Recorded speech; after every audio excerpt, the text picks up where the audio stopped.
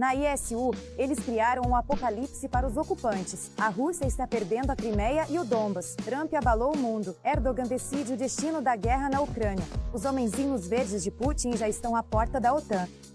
A aliança está à beira da guerra. Kaliningrado, prepare-se. A Transnistria está na mira. Na ISU, estão preparando uma operação infernal. Assista até o final. A Ucrânia saúda hoje Rinaz Lanov e as últimas notícias.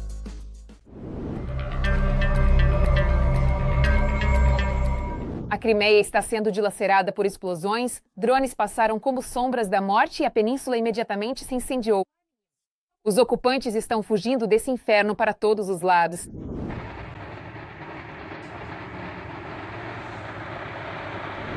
Na mira está o nosso terminal marítimo de petróleo de Feodosia. Os ocupantes mal tiveram tempo de se recuperar da destruição anterior. E aí veio um novo ataque. Quando o depósito de petróleo em Feodosia foi atingido em 6 de outubro, na véspera do aniversário de Putin, nenhum funcionário russo na Crimeia disse uma palavra sobre isso durante 4 dias, enquanto o local queimava. Desta vez, os ataques atingiram 5 reservatórios de uma só vez. O autoproclamado chefe da Crimeia, Aksionov, está em pânico. O incêndio começou instantaneamente e as redes sociais estão em alvoroço dizendo que a faixa de fumaça do depósito de petróleo em chamas em Feodosia chegou até Kerch e além, atravessando o estreito.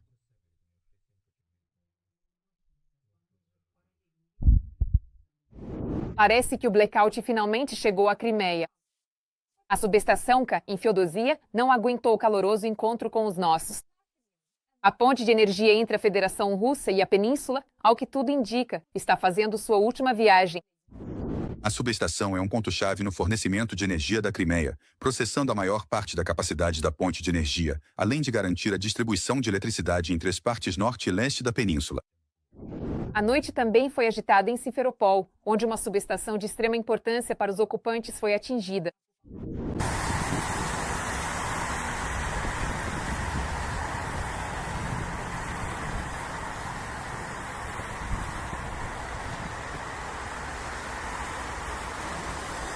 Os russos perderam a vigilância em território da Federação Russa.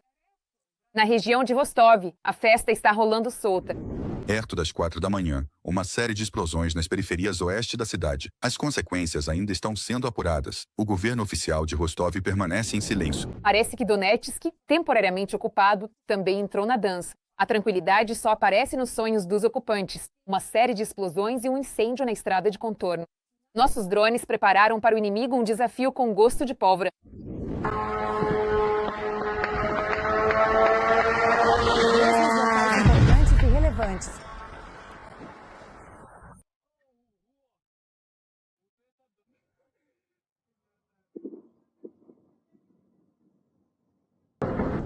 Um incêndio foi relatado na área do antigo Alcha, perto da rodovia de desvio Slavyansk-Donetsk-Mariupol. Segundo os russos, havia fumaça, mas uma segunda detonação foi ouvida em toda a área. Não sei, realmente não tenho certeza. Não é apenas uma pausa momentânea ou um silêncio breve. É algo mais profundo, uma incerteza que persiste, uma falta de conhecimento ou uma hesitação que vai além de uma simples interrupção. Não se trata de um intervalo temporário, mas sim de uma condição contínua de não saber, de não ter uma resposta clara ou definida para a questão em questão. É uma ausência de informação ou uma dificuldade em processar o que está sendo apresentado, e não meramente um hiato na fala ou no pensamento.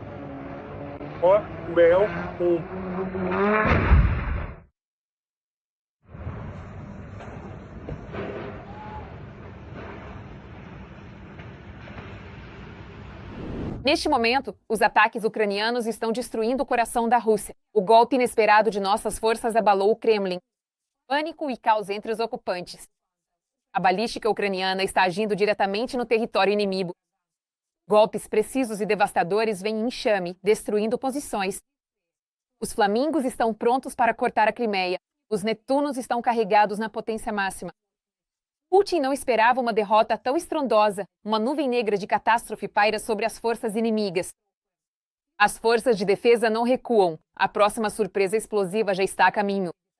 Detalhes chocantes a seguir.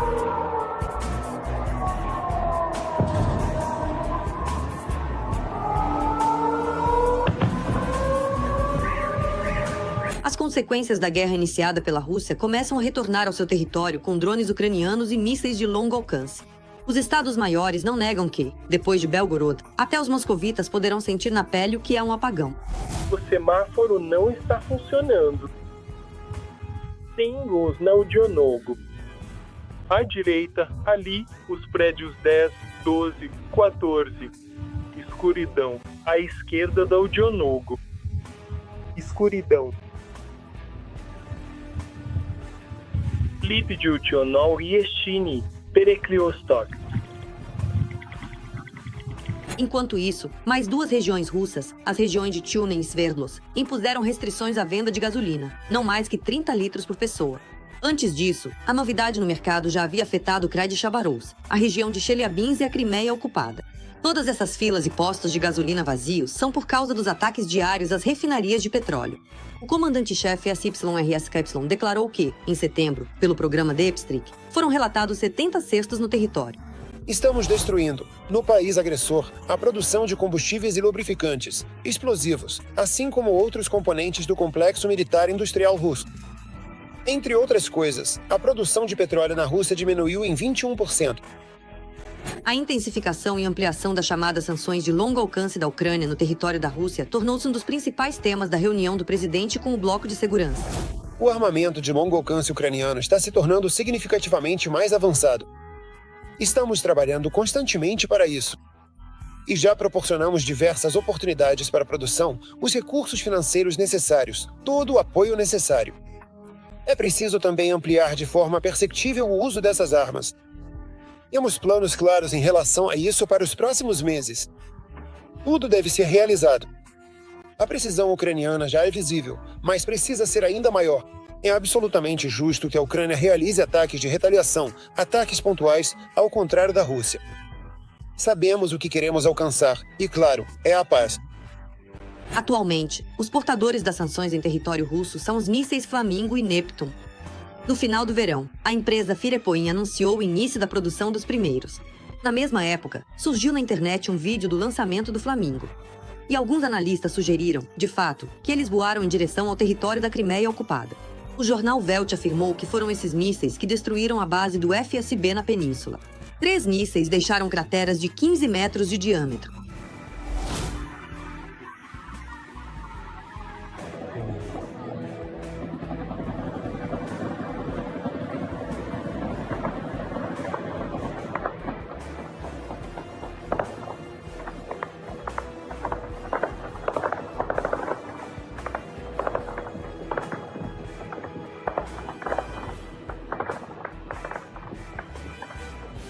Então, jornalistas alemães também declararam que 50 mísseis saem da linha de produção todo mês, e 200 por mês estão planejados.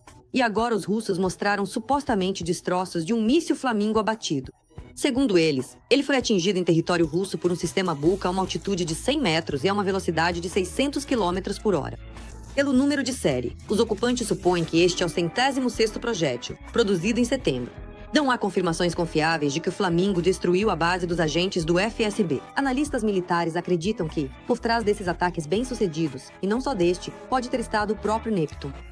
Hoje, no complexo militar industrial ucraniano, já foram testadas e colocadas em produção 3 de suas modificações. A 4ª está sendo preparada. Agora está em fase de testes.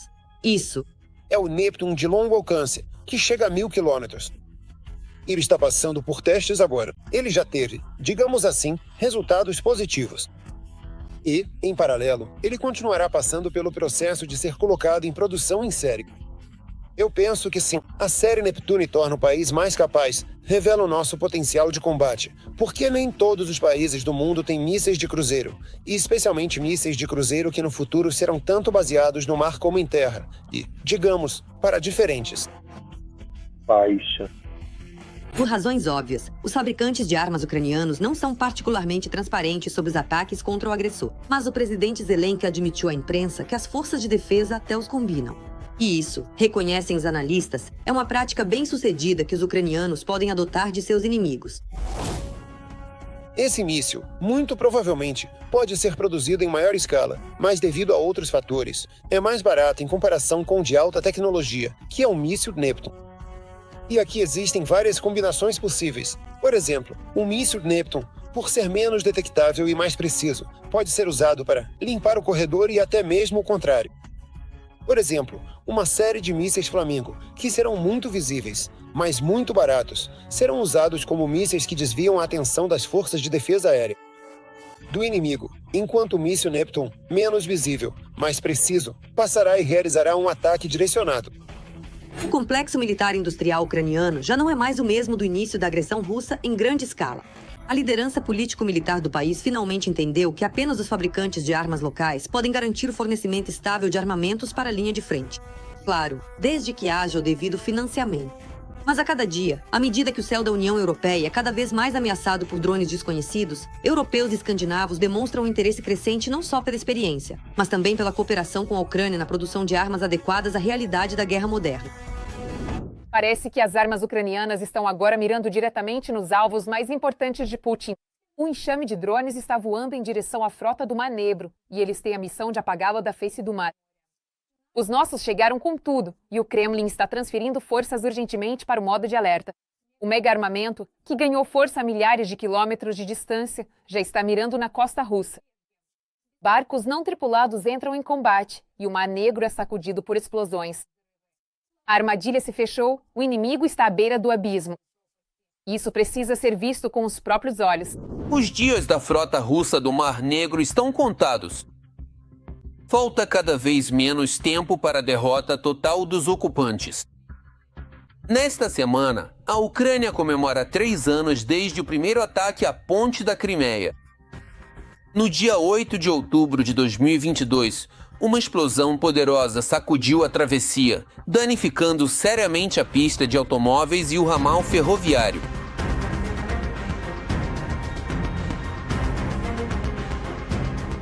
Foi então que surgiu na Ucrânia um tipo de tropa totalmente novo e único, junto com sua própria arma avançada, os drones navais. Como resultado do incidente, o tráfego de automóveis na ponte da Crimeia foi interrompido. Naquele momento, o mundo inteiro descobriu do que os drones navais ucranianos são capazes. A Ucrânia demonstrou que seus drones navais, aqui estão eles, provavelmente têm uma imagem de como eles são. Esses drones navais são uma arma eficaz. Nos últimos 3 anos, os drones navais ucranianos se tornaram os donos do Mar Negro. Enquanto isso, a tão elogiada frota do Mar Negro de Putin é forçada a se esconder dos nossos drones em portos distantes. Isso, basicamente, é um tipo de exército do futuro. É aquele elemento que vai permitir salvar vidas humanas, que vai possibilitar um trabalho mais eficiente. A eficácia das armas navais modernas da Ucrânia é difícil de contestar. Elas conseguem, repetidas vezes, romper o sistema de defesa inimigo e visitar portos e baías russas. Drones, tanto no ar quanto em terra, são muito visíveis. E até mesmo canhões automáticos atiram neles. Ou seja, parece que estão atirando de forma direcionada, mas é tudo no olhômetro. E mesmo assim, eles não conseguem acertar. E isso apesar, mais uma vez, de ter uma ótima iluminação, de estar perfeitamente visível e de ele estar relativamente perto. Eles não conseguem acertar. Desastre total. E a cada novo ataque a navios de guerra russos, os drones ucranianos se tornam mais avançados tecnologicamente. Naturalmente. Que agora eles vão derrotar toda essa cadeia simplesmente porque os ucranianos levaram esse assunto a sério. Eles estão fazendo isso. Eles veem que o sistema de defesa aérea da Rússia está literalmente cedendo em todos os lugares. Então por que não tentar? Agora, Putin não tem mais nenhuma base remota no Mar Negro onde o homem do bunker possa esconder sua frota dos drones ucranianos. Como ficou sabido, a Ukroboronprom acabou de fechar um acordo de cooperação com parceiros americanos, o que dá à Ucrânia a possibilidade de obter um tipo totalmente novo de drones ecranoplanos, com alcance de quase 5.000 quilômetros e capacidade de carga útil de 1 tonelada. Ficou acordada a cooperação no conceito de Float and Fly, e também planejamos desenvolver juntos soluções para aumentar a velocidade e a estabilidade dos nossos produtos. Estamos interessados em desenvolver a produção em território ucraniano, assim como organizar treinamentos para nossos armeiros. Essa notícia provocou mais uma onda de pânico na Ucrânia. Agora, cada navio militar e absolutamente todas as bases do exército russo no Mar Negro estão na mira das forças armadas da Ucrânia. Vemos que tanto a quantidade desses drones quanto a sua qualidade já permitem que os militares ucranianos variem seu uso e façam uma certa mistura de diferentes tipos para alcançar seus objetivos. E os militares ucranianos, como ninguém, sabem alcançar seus objetivos por todos os meios possíveis. Não é à toa que eles estão ditando as tendências mundiais de operações no mar. Os drones marítimos da Ucrânia também incentivaram outros países a utilizarem tecnologias semelhantes. Hoje, nossas embarcações não tripuladas são os principais participantes dos exercícios modernos realizados por Portugal. Diante dos representantes das forças navais da OTAN, com a participação de dezenas de empresas de defesa e tecnologia e suas armas experimentais, está sendo travada uma batalha de 3 semanas pelo controle de 10.000 milhas quadradas de oceano. Como resultado de uma longa batalha no mar, os drones ucranianos demonstraram sua altíssima eficácia. Agora, segundo especialistas militares, a experiência adquirida pelas forças armadas da Ucrânia será ampliada no Mar Negro. A Ucrânia obteve, e isso é confirmado por todos os acontecimentos dos últimos dias, uma arma eficaz para combater o monopólio naval russo e, de fato, minou esse monopólio. Se há um ano os drones ucranianos praticamente expulsaram a frota russa de Sebastopol, agora ela não terá mais sossego nem mesmo em Novorossiysk. O Kremlin claramente não está conseguindo acompanhar as novas tecnologias navais ucranianas. Enquanto os marinheiros russos treinam para atirarem alvos de superfície, os drones Magura, por exemplo, já estão sendo equipados com metralhadoras, mísseis antiaéreos e antinavio.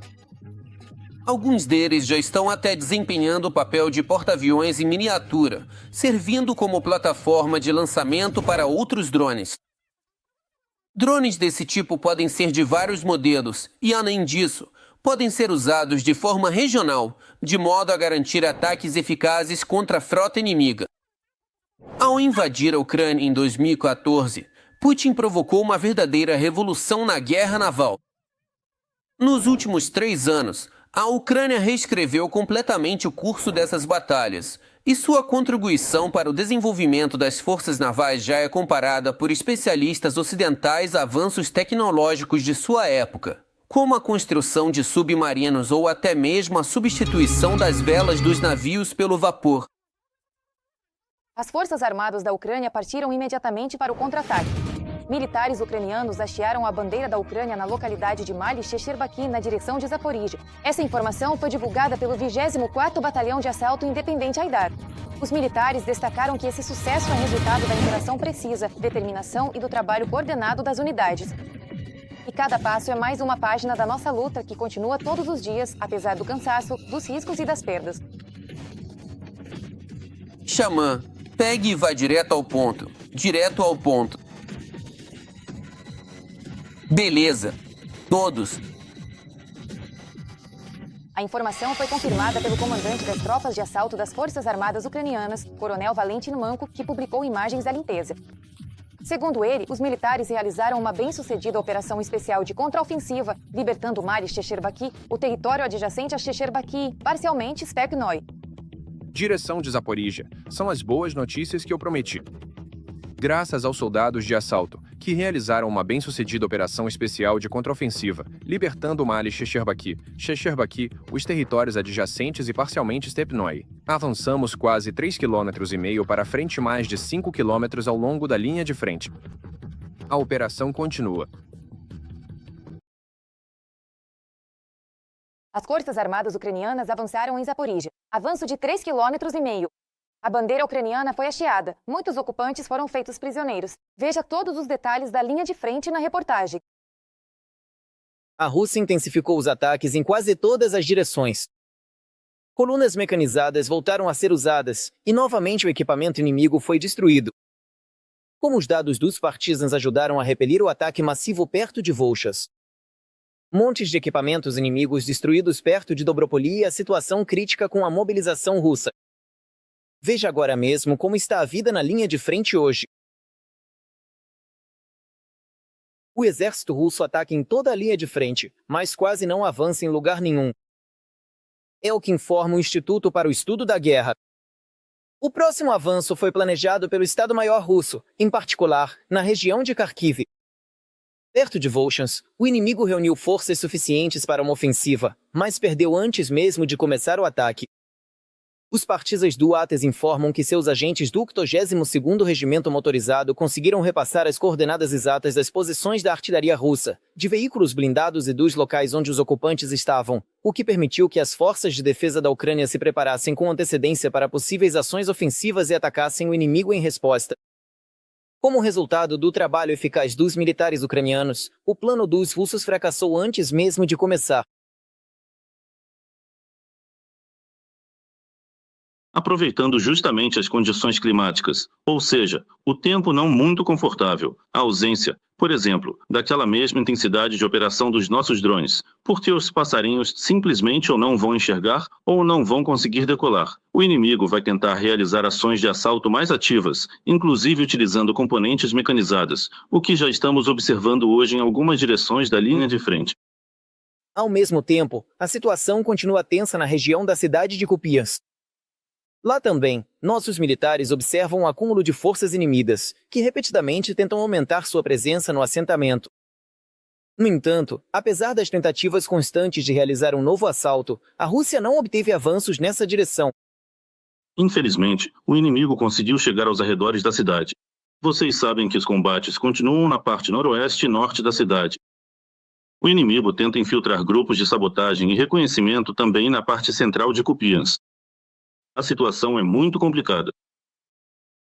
O objetivo é um só: alcançar espaço operacional e tentar avançar ainda mais pela região de Kharkiv.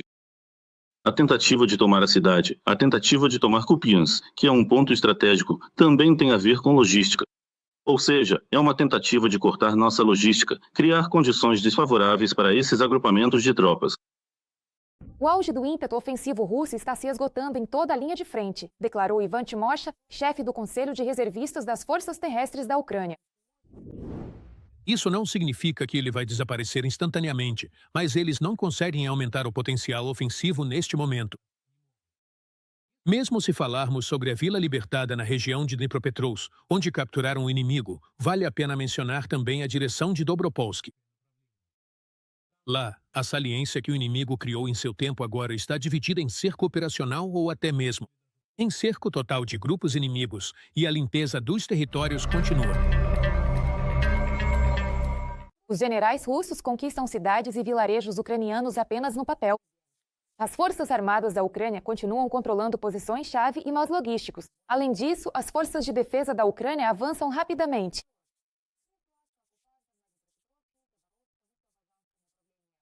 O inimigo é forçado a recuar vergonhosamente. O equipamento e o efetivo dos ocupantes são sucata. Confira agora mesmo todos os detalhes mais recentes. O tempo já não está mais do lado do Kremlin. Em um confronto prolongado, a Ucrânia tem muito mais chances de vencer a guerra do que Putin.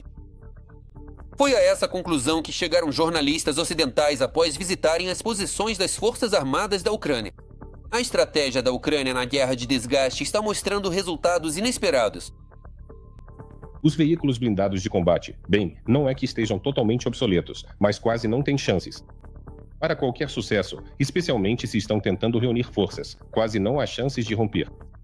Só estou relembrando as palavras. As perdas constantes do inimigo e a adaptação das forças armadas da Ucrânia à tática moderna de combate, garantem os analistas, abrem possibilidades para uma vitória de longo prazo de Kiev. A Rússia contava com um avanço rápido no nordeste da Ucrânia. No entanto, as cidades-chave e os nós logísticos continuam sob controle das forças armadas da Ucrânia. Os generais russos, até o outono de 2025, conquistam cidades e vilarejos ucranianos só da boca para fora em relatórios falsos para o Bunker.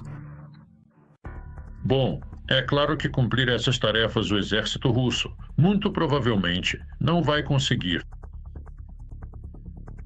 Mas o general Gerasimo, chefe do Estado-Maior, de novo, segundo alguns vazamentos que apareceram nas redes sociais, ele relatava ao Putin sobre mais um sucesso das tropas russas.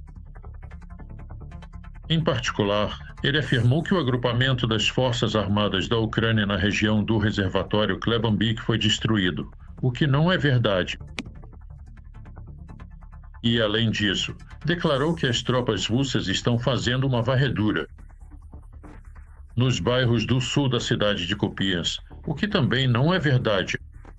O que realmente está acontecendo em Kupiansk, tão sofrida, mas que ainda não se rendeu, foi mostrado pelos operadores do 8º Regimento das Forças de Operações Especiais. O inimigo nessa direção realmente não desiste de tentar romper a defesa ucraniana. Na direção de Kupiansk, nas últimas 24 horas, houve pelo menos 8 tentativas de ataque dos ocupantes.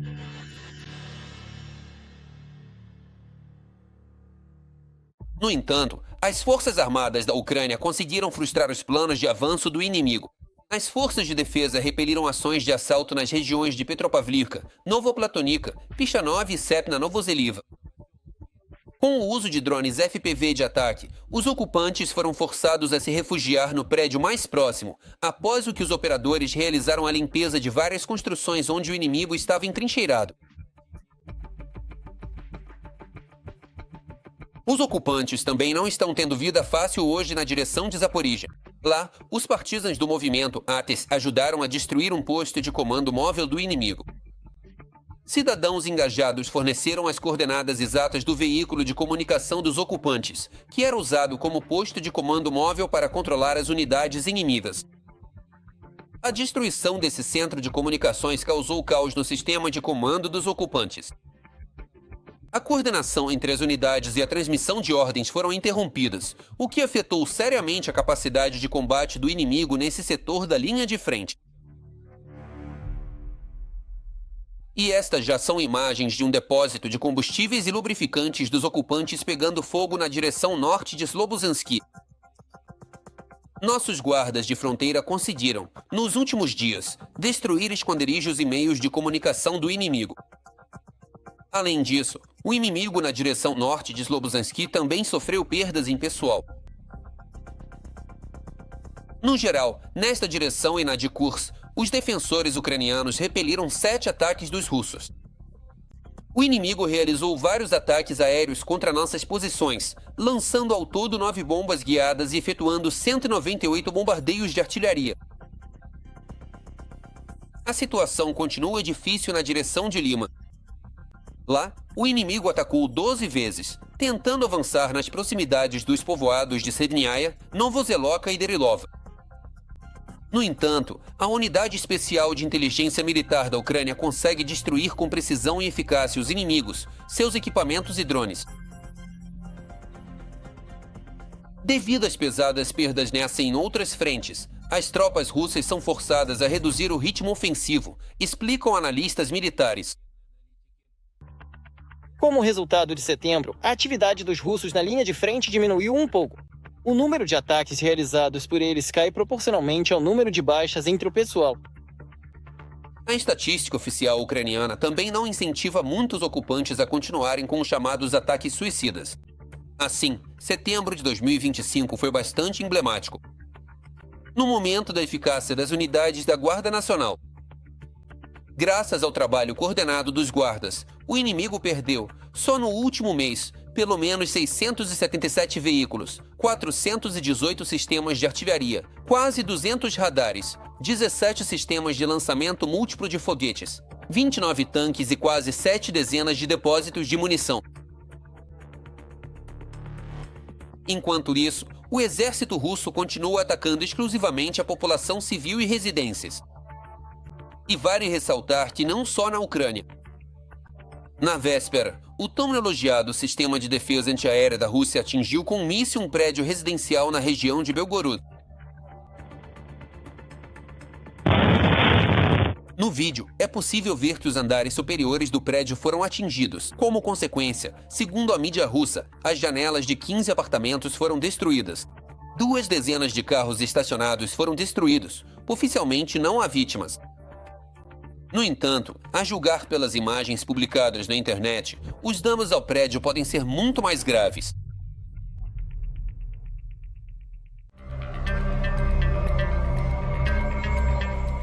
Está cada vez mais difícil lutar na Rússia a cada dia que passa. Não há equipamentos e o recurso humano também está se esgotando. Por isso, Putin decidiu montar uma legião estrangeira da morte. Você vai ficar chocado quando souber quem o homem do bunker recrutou para o seu exército. Veja agora mesmo como a Arifia transforma mercenários em carne de canhão. Há reforços entre os aliados que lutam pela Arifia. Desta vez, vindos da distante Cuba, na América Latina. Eles lutaram desde os anos 60, com a chegada de Fidel Castro ao poder em Cuba, e os soldados cubanos participaram dessas guerras. E na América Latina, depois, Fidel Castro teve a ideia de desembarcar o exército cubano na África, iniciar uma revolta lá para transformar toda a África em comunista. Eram ideias completamente malucas. Para os cubanos, lutar, considerando o estado absolutamente pobre do país, a guerra é uma das formas de ganhar dinheiro. De acordo com documentos oficiais do Departamento de Estado dos Estados Unidos, aos quais a agência Reuters teve acesso, Havana não apenas apoia a política do Kremlin. Ela pode ter enviado até 5.000 de seus cidadãos para lutar na guerra contra a Ucrânia. Eu soube que o contrato era verdadeiro quando cheguei. Foi a Federação Russa que me trouxe até aqui. Todo mundo aqui sabia por que tinha vindo. Eu sei disso com certeza. Todos sabiam que vieram para a guerra. Este é Henrique Gonzalez. Ele entrou para o exército russo para ganhar um dinheiro matando ucranianos. Eu descobri que meu filho tinha sido recrutado no dia em que ele foi embora. Eu não sei como foi esse processo, porque ele nunca me contou nada. Eu entendi isso quando ele já estava no aeroporto. Ele me ligou e contou tudo. O recrutamento ativo de cubanos para a guerra começou ainda em 2020, Cris. Depois que o ditador russo assinou um decreto permitindo que estrangeiros que entrassem para o exército recebessem a cidadania russa de forma acelerada. Depois disso, dezenas de cubanos correram para a guerra. A pobreza obriga. Se não vivêssemos nessa miséria, tenho certeza de que essas pessoas não teriam ido para a Rússia. Mas é assim, você trabalha, trabalha e trabalha. Meu marido ralava em Cuba, mas um dia ele me disse: "Eu não aguento mais isso." Eu perguntei o que tinha acontecido. Ele respondeu: "Não se preocupe, eu sei o que estou fazendo." Meu marido era assim. Segundo as informações disponíveis, os centros de recrutamento estão localizados em várias regiões. Os candidatos prometem salários de $1.500 a $2.500 por mês. Cidadania ou visto de residência, benefícios em caso de ferimento e outras vantagens. Para algumas empresas, Moscou cria pacotes completos de ofertas. Pagamento, moradia, legalização, tudo isso torna a proposta atraente para pessoas economicamente vulneráveis. O método de atrair soldados estrangeiros é bastante simples. Pegam os países mais pobres, ou seja, América Latina ou África, ou até mesmo países asiáticos. Estou falando da Coreia do Norte. São oferecidos pagamentos mais ou menos competitivos, e as pessoas ficam dispostas a ir lutar. Afinal, a questão não é só sobre os cubanos, que estão lutando, cerca de 5.000, esses são os números que circulam na internet. Estamos falando de cerca de 3.000 militares norte-coreanos e de vários milhares de mercenários de países africanos. Intermediários, incluindo agências de turismo, recrutam milhares de estrangeiros mercenários para o chamado Batalhão Internacional de Elite da Rússia. Eles usam campanhas publicitárias chamativas, promessas de altos rendimentos e artimanhas na hora de fechar contratos. A propaganda e o recrutamento acontecem principalmente pelo Telegram, segundo o Los Angeles Times. O anúncio era simples. Assine por 1 ano para lutar ao lado da Rússia na zona da Operação Militar Especial, ou seja, na guerra na Ucrânia. e ganhe cidadania, assistência médica gratuita, dinheiro e terra. É o que diz a matéria do Los Angeles Times. Mas nem tudo acontece de forma honesta.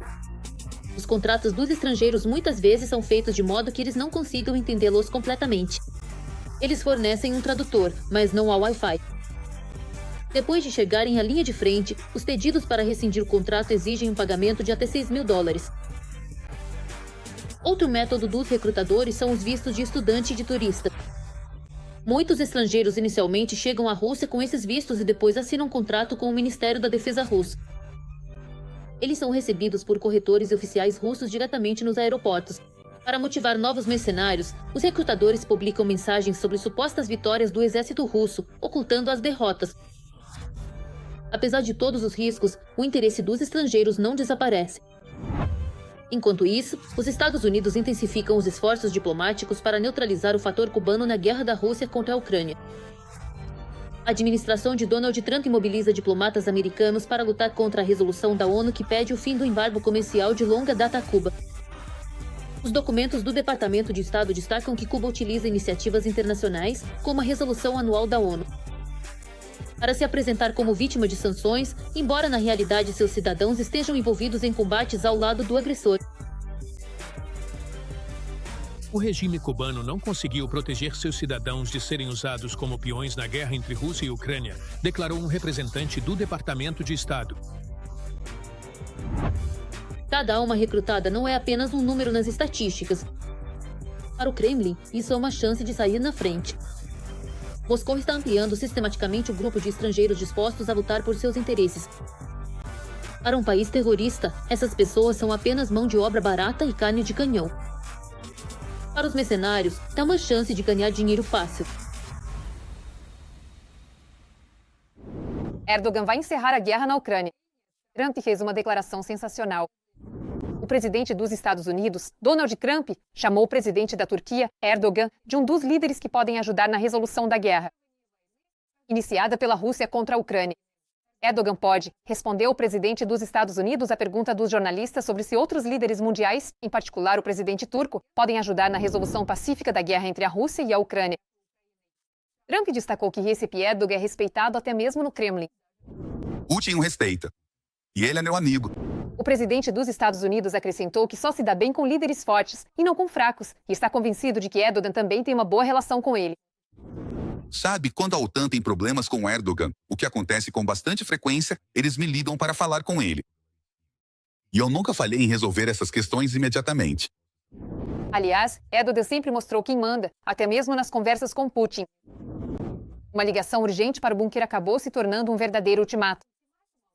Enquanto isso, a empresa turca Baykar apresentou um novo drone com motor ucraniano. O drone já está em fase de testes e pode se tornar uma arma de retaliação para as forças armadas da Ucrânia. Os russos já estão em pânico. Mais detalhes sobre isso na nossa matéria. Ligação urgente para Erdogan. Já se tornaram conhecidas as primeiras informações sobre essa conversa. O líder turco tomou uma atitude inesperada. Na ligação de emergência, Erdogan exigiu que Putin parasse a guerra sangrenta e partisse para a diplomacia. Ankara voltou a declarar oficialmente que a Turquia está pronta para assumir um papel fundamental nas negociações de paz sobre a Ucrânia. Durante o diálogo, os líderes também discutiram as relações bilaterais e ameaças globais. Mas o principal é que Erdogan deixou claro que a paciência dos países está chegando ao fim. O presidente da Turquia também acrescentou que seu país continuará trabalhando em prol da paz. O presidente da Turquia afirmou que, para alcançar uma paz justa e duradoura no conflito entre a Ucrânia e a Rússia, é necessário intensificar os esforços diplomáticos. E na véspera, ficou sabido que a empresa turca Baykar chegou à fase de testes do terceiro protótipo do drone KYZYL Elmas, equipado com armamento aéreo de alta precisão e um novo motor ucraniano. As imagens dos testes foram divulgadas pelo departamento de imprensa da empresa. O drone de reconhecimento e ataque realizou um voo com uma bomba aérea de 250 quilos, que estava equipada com um sistema de correção externo.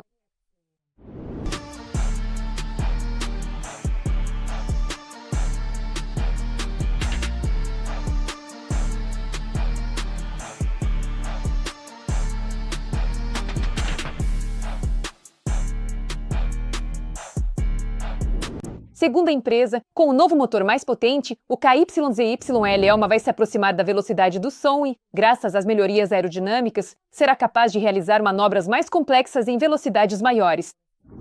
Em 2021, a empresa turca Baykar encomendou motores a jato da estatal ucraniana Iveco Progress para instalar no drone. Ao mesmo tempo, as entregas dos motores continuaram também em 2024. Esse é um dos projetos mais importantes do complexo industrial militar turco e já provocou uma onda séria de preocupação na Rússia. A mídia russa, destacando que o avião está sendo testado com um motor de fabricação ucraniana, acredita que, se a Turquia entregar o KYZYL à Ucrânia como um gesto de amizade, isso será o pior cenário possível para a Rússia.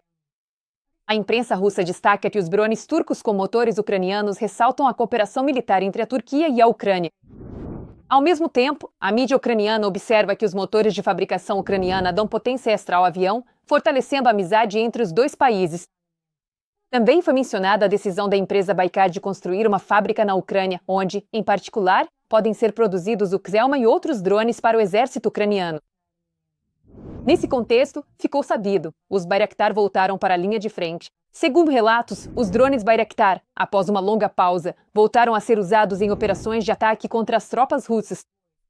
Assim, drones de média altitude e longa duração de voo atacaram uma embarcação russa e uma unidade na costa do Mar Negro. Parece que o Putin quer mesmo se tornar escravo do Erdogan. A Rússia paga tributo à Turquia com gás e usinas nucleares. O colapso da Rosatom e o império de Putin estão desmoronando diante dos nossos olhos. Não há dinheiro nem para a construção. Veja todos os detalhes a seguir. A cruel ironia do destino. Agora Putin paga tributo não só à Chechênia, mas também à Turquia. Erdogan mostrou os dentes, e agora os pagamentos pelo gás russo vão ficar na Turquia. Segundo Erdogan, o dinheiro do gás russo será destinado à construção da usina nuclear de Akuyu, que a Rosatom está construindo na Turquia desde 2018. Concluímos com sucesso a fase de testes de um mecanismo de compensação que nos permitirá atender às necessidades financeiras da usina nuclear em construção por meio de pagamentos de gasbotos. Ah, e o que aconteceu com a empresa mais rica de todos os tempos, que a Rosatom? Ah, o horror! A empresa não consegue pagar de forma independente pela construção de uma usina nuclear cujo custo estimado é de 20 bilhões de dólares. A Rosatom está realmente falida? Como se viu, devido às sanções, os fundos da corporação nuclear estatal foram congelados em suas contas. Como resultado, no verão, os trabalhadores da construção de Akuyu até organizaram um protesto em massa devido a atrasos nos pagamentos. Inicialmente, o lançamento da primeira unidade de energia da usina nuclear estava previsto para 2023. Mas depois que, por causa das sanções, a empresa alemã Siemens se recusou a fornecer equipamentos para o projeto, a conclusão da construção foi adiada para 2025 e depois até para 2026. Agora, até esse prazo está em dúvida. Além disso, a Rosatom está negociando a venda de 49% das ações da usina nuclear de Akuyu para investidores turcos e estrangeiros. Aí está o efeito das sanções. O império de Putin está desmoronando aos poucos. E o Erdogan merece aplausos de pé. Como dizem, matou 2 coelhos com uma cajadada só. Tanto o gás quanto a usina nuclear para a Turquia são pagos pelo Kremlin. Além disso, o presidente da Turquia fez mais uma declaração inesperada. O presidente da Ucrânia, Volodymyr Zelensky, e o ditador da Rússia, Vladimir Putin, supostamente ainda não estão prontos para um encontro pessoal. Ele disse isso em conversa com jornalistas a bordo do avião, voltando da China, onde se encontrou com o chefe do Kremlin, Vladimir Putin. Ankara espera que o caminho para a paz na Ucrânia continue aberto. Na minha reunião bilateral com o presidente da Rússia, Vladimir Putin, discutimos o que pode ser feito para encerrar a guerra entre a Ucrânia e a Rússia com uma paz justa. Desde o início, sempre consideramos a possibilidade de encerrar a guerra entre a Ucrânia e a Rússia por meio de negociações. As negociações que aconteceram em Istambul são a prova mais clara de que esse caminho está aberto.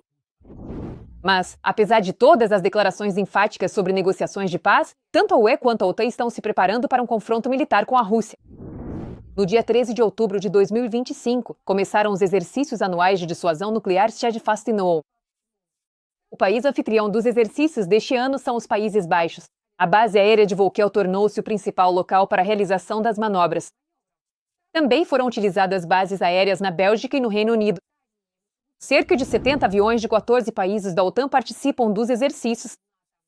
Ao todo, cerca de 2.000 militares serão mobilizados.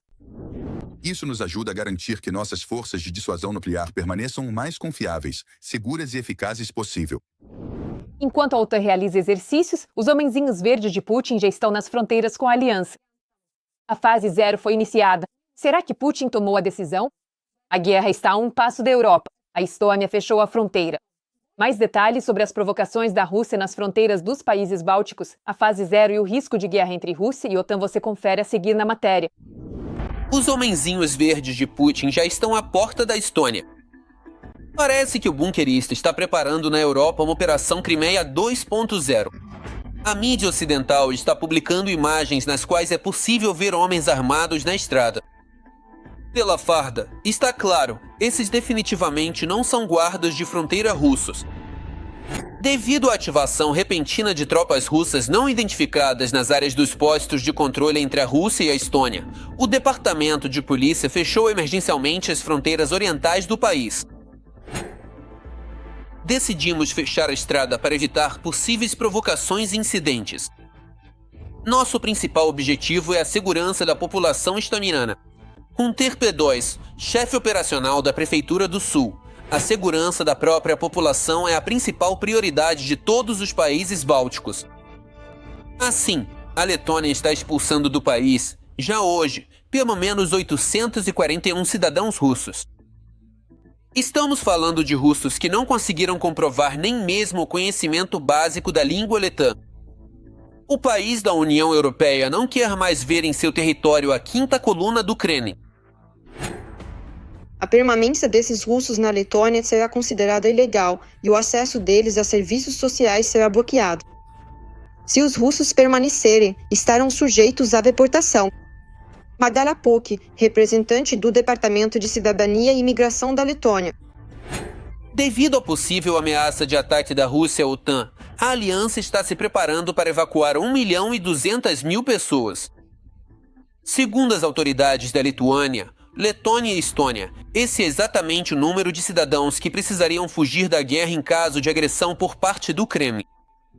Estamos falando de, no mínimo, uma faixa de 40 quilômetros ao longo das fronteiras com a Rússia e a Bielorrússia.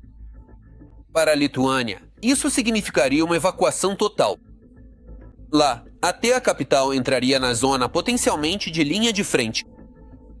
No entanto, em Vilnius, estão certos de que esse cenário é pouco provável. Uma situação de emergência dessa magnitude, que exigiria evacuar Vilnius por completo, dificilmente se desenvolveria em apenas um dia. Ou seja, pode ser necessário começar, possivelmente, com algumas evacuações locais, dos bairros orientais da cidade ou até mesmo de alguns quarteirões específicos. Mas partimos do princípio de que, no final das contas, nossa capacidade deve estar preparada para evacuar todos os 600.000 habitantes de Vilnius. Enquanto isso, na Estônia, que fechou suas fronteiras, igrejas locais, escolas, universidades e arenas esportivas já estão se preparando ativamente para receber deslocados internos. Para isso, estão sendo disponibilizados transportes especiais, trens e ônibus. Os moradores são distribuídos entre os pontos possíveis de evacuação e recebem mapas e informações sobre as rotas a serem seguidas. Os próprios europeus estão estocando mantimentos, kits de primeiros socorros e preparando malas de emergência para uma possível fuga repentina. Essas conversas já aconteciam há muito tempo. Nas últimas semanas e até meses. No trabalho, em todo lugar, vamos viver e ver o que acontece. Por enquanto, é preciso cuidar do mais urgente. No total, a população dos países bálticos ultrapassa 6 milhões de pessoas. Desses, quase 2.900.000 vivem na Lituânia, quase 2 milhões na Letônia e 1.400.000 pessoas na Estônia. Em Vilnius, estão sendo preparados planos de evacuação para cerca de 1/4 da população, na Letônia para 1/3 e na Estônia para 10%, e isso levando em conta as previsões mais otimistas. Na opinião de analistas militares, se Putin iniciar uma ofensiva em grande escala contra os países bálticos, todos os habitantes, sem exceção, podem se tornar deslocados forçados. Eles dispõem de plataformas para diferentes tipos de armamentos de mísseis, que podem realizar ataques em um prazo extremamente curto. Como nos contou uma das fontes, esses sistemas podem literalmente ser retirados dos hangares. Por exemplo, na base militar de Luga, a 100 km da fronteira com a Estônia. Carregar os mísseis Iskander em 5 minutos e lançá-los em quantidade suficiente para cobrir todo o território da Estônia e a maior parte da Letônia. Enquanto isso, a propaganda russa, espumando pela boca, insiste que as intenções do Kremlin são exclusivamente pacíficas e que os países bálticos supostamente não têm nada a temer. Até mesmo o próprio chefe do bunker, com cara de inocente, tenta acalmar o Ocidente. Nós mesmos nunca iniciamos um confronto militar. Isso não faz sentido, não é necessário, simplesmente não é preciso e é simplesmente absurdo. Eles não podem acreditar nisso. Eles não podem acreditar no que dizem, que a Rússia vai atacar a OTAN. Então, é impossível acreditar nessa besteira. Mais ou menos do mesmo jeito, na véspera de fevereiro de 2022, em Moscou, garantiam que não pretendiam invadir a Ucrânia. Antes, em 2014, Putin também negou a participação de soldados do exército russo na anexação da Crimeia.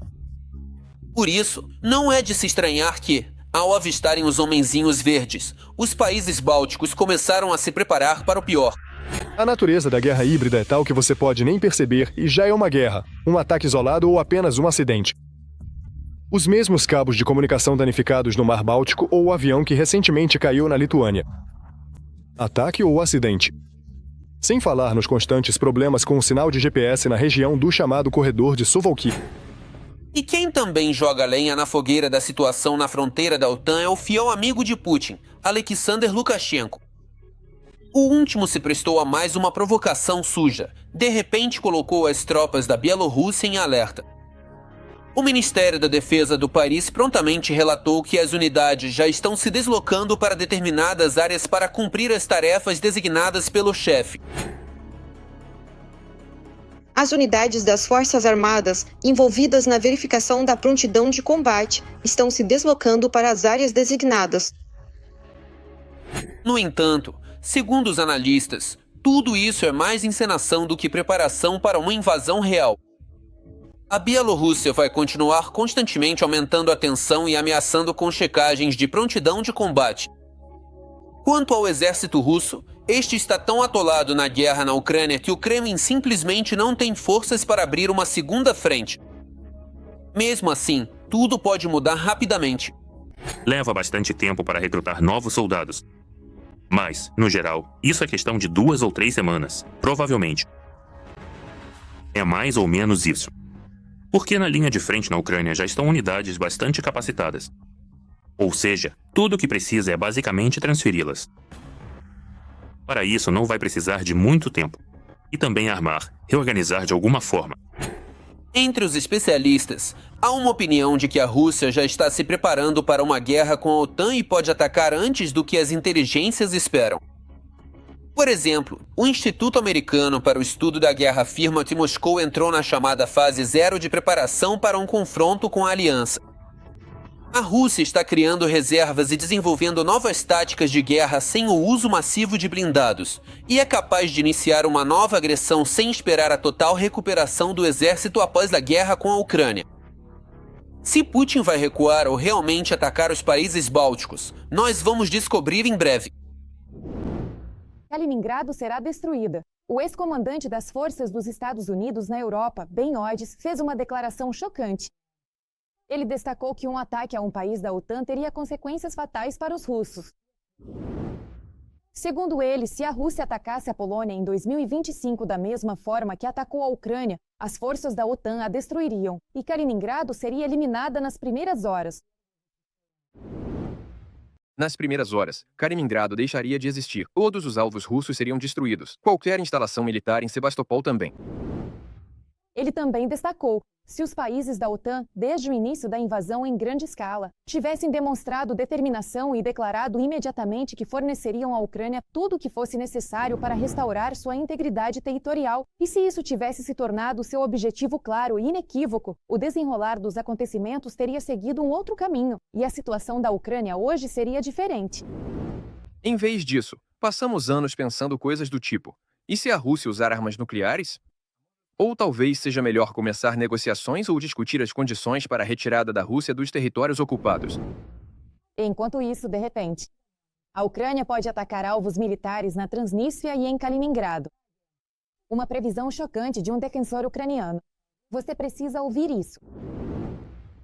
Agora chegou a hora da nossa resposta, o início da nossa resposta. Acho que precisamos olhar ainda mais atentamente para a Transnistria, olhar ainda mais atentamente para Kaliningrado. Lá existem alvos militares legítimos, onde é preciso atacar, atacar e atacar. Além disso, segundo ele, ataques a esses alvos, que garantem a propaganda e a logística russas, podem enfraquecer a influência da retórica do Kremlin entre sua própria população. Quando o que eles veem na tela e na TV não bate com a realidade, e agora vocês estão mostrando isso, esse rebanho não vai ser tão fácil de mandar ucranianos para matar na guerra por $2.000.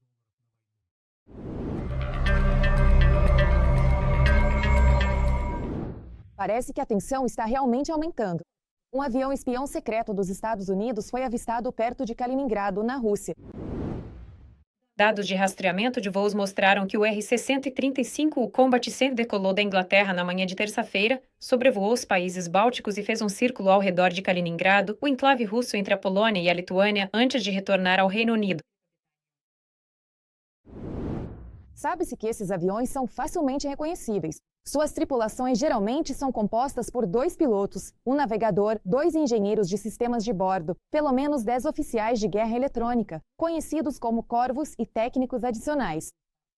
O equipamento a bordo capta sinais de rádio de radares e canais de comunicação inimigos, analisa esses sinais e fornece dados aos analistas para que eles possam ver quais são as capacidades do adversário e pensar em formas de contra-atacar. E enquanto isso, oficialmente, a OTAN iniciou o exercício nuclear Meio-Dia Resoluto na Holanda. O objetivo deles é testar a prontidão da aliança para a dissuasão nuclear e a defesa do espaço euroatlântico.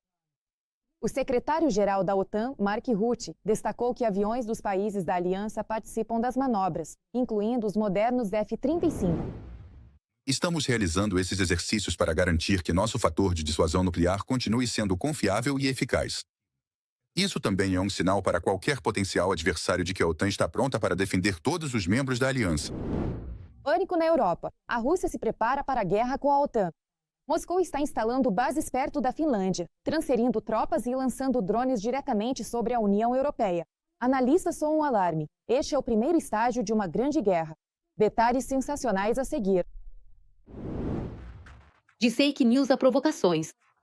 Moscou volta a recorrer aos velhos métodos e fábrica de mentiras, provocações e intimidação. A Rússia está acelerando a fase de preparação informacional e psicológica, a chamada fase 0, de sua campanha para se preparar para uma possível guerra com a OTAN. A Rússia entrou na primeira fase de preparação, a fase 0, para avançar a um nível mais elevado de guerra do que aquele em que está atualmente envolvida. Por exemplo, para uma futura guerra entre a OTAN e a Rússia, escrevem os analistas do Instituto para o Estudo da Guerra. Desde o outono de 2025, Moscou intensificou drasticamente suas operações, desde a invasão de drones no espaço aéreo dos países da OTAN até declarações falsas do Serviço de Inteligência Externa sobre supostos ataques sendo preparados na Europa. As acusações mais recentes contra o Reino Unido afirmam que Londres estaria planejando um ataque de russos pró-ucranianos contra navios militares e civis. A declaração do Serviço de Inteligência Externa da Rússia de 6 de outubro segue declarações falsas semelhantes do SVR em relação a estados europeus como Polônia, Moldávia e Sérvia. E, nas últimas semanas, o SVR passou a fazer esse tipo de declaração com mais frequência, o que indica um novo esquema de ações coordenadas, segundo analistas do Instituto para o Estudo da Guerra. Essas ações não são espontâneas. É uma estratégia cuidadosamente elaborada, baseada na experiência de 2014 e 2022, quando o Kremlin usou a desinformação como preparação de artilharia antes da invasão em grande escala da Ucrânia. Enquanto isso, a aliança está intensificando o monitoramento das operações de informação russas, registrando um aumento na atividade de trolls e redes falsas. As campanhas são especialmente notáveis na Polônia, Alemanha, Eslováquia e nos países bálticos. É justamente nesses lugares que Moscou tenta provocar cansaço em relação à guerra e desconfiança quanto aos compromissos de aliança. Sob o disfarce de opiniões alternativas e movimentos antiglobalistas, o Kremlin constrói uma rede de porta-vozes, blogueiros e pseudo-especialistas leais. A tarefa deles é implantar a ideia de que a OTAN supostamente provoca a Rússia, que o Ocidente está cansado da Ucrânia e que uma nova guerra é inevitável. Além disso, nos países ocidentais circulam boatos sobre mobilização e ameaças de uso de armas nucleares. O que o Putin planeja é avançar ainda mais, e ele já disse isso em dezembro de 2021, que o objetivo dele não é só a Ucrânia, o objetivo dele é toda a Europa Oriental e também a região do Ártico. Essa retórica não é apenas propaganda, mas um instrumento de pressão. Moscou está testando a resiliência das sociedades ocidentais, o nível de medo e a disposição para reagir. Quanto mais alto se discute a ameaça, menos nela se acredita e mais fácil será desferir um golpe real, político, econômico ou militar. Tudo o que está acontecendo agora é uma pressão sobre a União Europeia, sobre nossos parceiros europeus, para que eles façam o presidente Zelensky ser mais flexível. Para que ele aceite as condições de paz que a Federação Russa propõe, tipo 2 ou 4 regiões e por aí vai. Todos esses drones no território da União Europeia e assim por diante, isso são provocações, sim, absolutamente certo. Mas são tentativas de pressionar os países europeus, a União Europeia, para que eles também sejam, de certa forma, mais flexíveis nas relações com a própria Federação Russa. Afinal, as provocações por parte da Rússia não interromperam o fluxo de gás russo, do gás natural liquefeito GNL russo, que vai para a Bélgica, Holanda, França e Espanha. Nenhum desses países veio a público e declarou: vamos parar de comprar gás russo. Tudo isso continua, por isso eu não acredito em guerra. Por enquanto, uma coisa está clara: o Kremlin está testando o terreno, mas ninguém sabe o que vai acontecer amanhã. Essas ações podem facilmente se transformar em ataques reais. A fase 0 não é um ataque direto, mas sim uma preparação psicológica para ele. O objetivo dela é abalar o campo informacional, semear pânico, desconfiança e a sensação de que uma nova guerra é inevitável. É justamente agora que o futuro de todo o continente depende da reação dos políticos ocidentais. E o que você acha dos últimos acontecimentos? Deixe sua opinião nos comentários. Curta o vídeo e fique por dentro do que é mais importante. O melhor ainda está por vir.